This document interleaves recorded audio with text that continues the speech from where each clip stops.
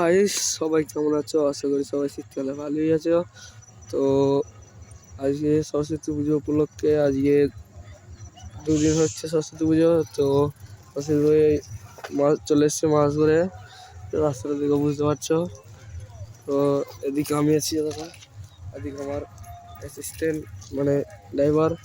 চলো ওখানে গিয়ে দেখা হচ্ছে। ঠিক আছে, চলো ভিডিওটা দেখে লাইক কমেন্ট শেয়ার অবশ্যই করে দেবে, শেয়ারটা বেশি করে দেবে, কমেন্টে যেন বেশি আসে। ঠিক আছে, ওখানে গিয়ে দেখাচ্ছে। চলো চলে এসছি, দেখো তোমরা।